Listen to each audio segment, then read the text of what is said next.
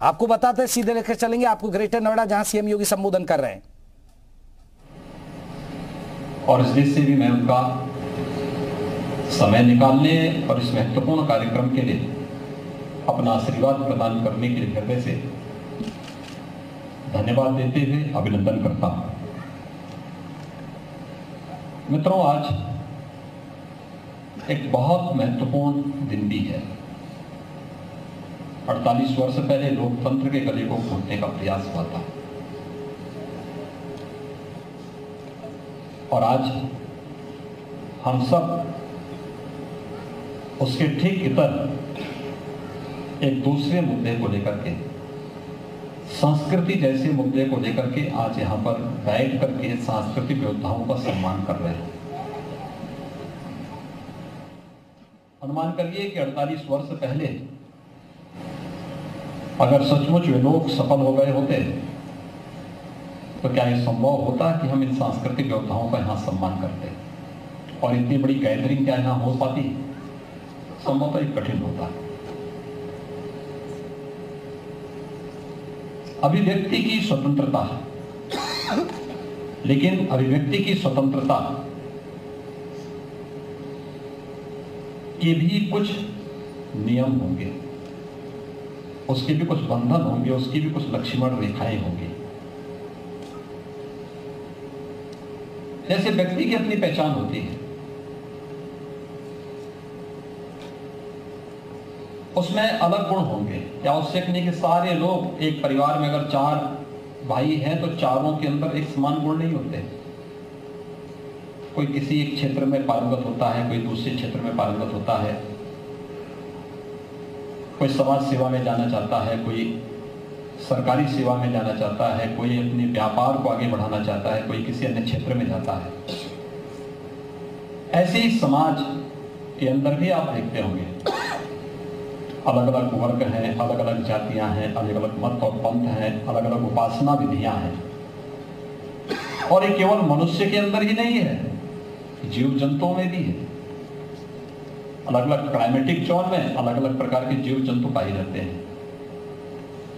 और अगर ये मनुष्य के साथ साथ जीव जंतुओं के अंदर पाए जाते हैं तो प्रकृति इससे अछूती नहीं है। दुनिया के अंदर जितने देश हैं उनकी भी अपनी विशिष्ट पहचान है। जैसे फ्रांस अपनी कला के लिए विख्यात है। उनका कुछ भी कर लो, लेकिन उनकी कला के साथ छेड़छाड़ मत करो।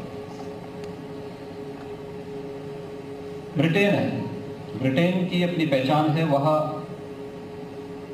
सब कुछ कर लो, लेकिन उनके व्यावसायिक हितों के साथ जब आपने प्रहार किया तो उनमें गुस्सा आता है।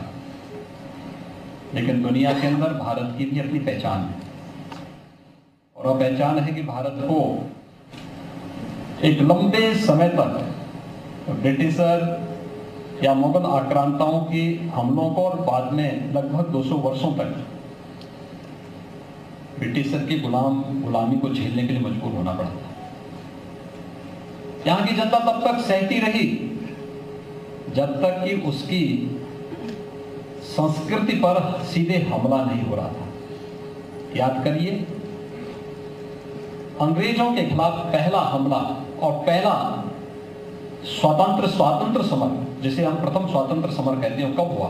1857 में। और वह क्यों हुआ?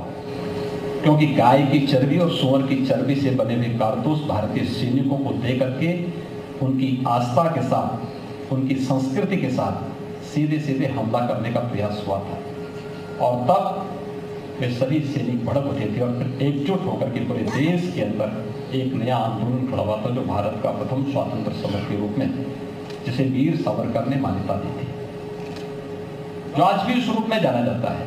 यानी भारत अपनी आस्था के साथ, अपनी संस्कृति के साथ खिलवाड़ स्वीकार नहीं करता। और इसीलिए कहा गया है, भारत से प्रतिष्ठित द्वे संस्कृति संस्कृतिस्तथा, यानी संस्कृत और संस्कृति ये दो भारत की पहचान है। संस्कृति यानी बीज का पनप जाना, एक वृक्ष बन जाना, फल फूल करके लोक कल्याण के माध्यम से किसी को छाया देना, किसी को फल देना, और बाद में फिर अपनी इमारती लकड़ियों से लोक कल्याण का मार्ग प्रशस्त कर देना। एक एक अवयव उपयोगी है। पेड़ है तो छाया दे रहा है, फूल आए तो सर्वत्र खुशबू फैला रहे हैं, फल आए तो सबको फल की मिठास दे रहा है, और अगर सूख है तो इमारती लकड़ियों से लोक कल्याण का मार्ग प्रशस्त करना, ये संस्कृति है। लेकिन बीच का सड़ जाना, गल जाना, ये उसकी विकृति है। संस्कृति पर हमला उस विकृति को बढ़ाने जैसा है, जो बीज की नियति को फलने फूलने के लिए नहीं, बल्कि बीज की नियति को सड़ने के लिए, गलने के लिए छोड़ देना चाहता है, उसको नष्ट कर देना चाहता है। और ये सांस्कृतिक हमला सबसे खतरनाक हमला होता है। याद करिए, मुगल इस देश में तब तक आराम से शासन करते रहे जब तक उन्होंने मंदिरों पर हमले नहीं किए थे। जब मंदिरों पर हमले हुए तो उनके पतन भी आते हुए दिखाई दिए। मैंने सुना है कि औरंगजेब के वर्तमान पूर्वज कोलकाता में रिक्शा चलाने का काम कर रहे हैं। यानी यह भी एक स्थिति उनके सामने आई। उन्होंने किसी समय दिल्ली के अंदर शासन किया था, देश को अपनी क्रूरता से एक भय के माहौल में बदलने का कार्य किया। लेकिन एक समय ऐसा भी आया जब उन्होंने भारत की संस्कृति पर हमला किया। परिणाम हम सबके सामने है। अलग से है, समय के अनुरूप चीजें बदलती गई, वे वापस आती गई। लेकिन महत्वपूर्ण है, जिसकी ओर अभी लोकसभा की पूर्व माननीय स्पीकर ने हम सबका ध्यान आकर्षित किया। हमले होंगे, और ऐसा नहीं कि पहली बार हो रहा है। देवासुर संग्राम इसी बात को लेकर था, धर्म और धर्म के बीच ही था, सत्य और असत्य के बीच में ही था, न्याय और अन्याय के बीच में हमेशा हुआ है।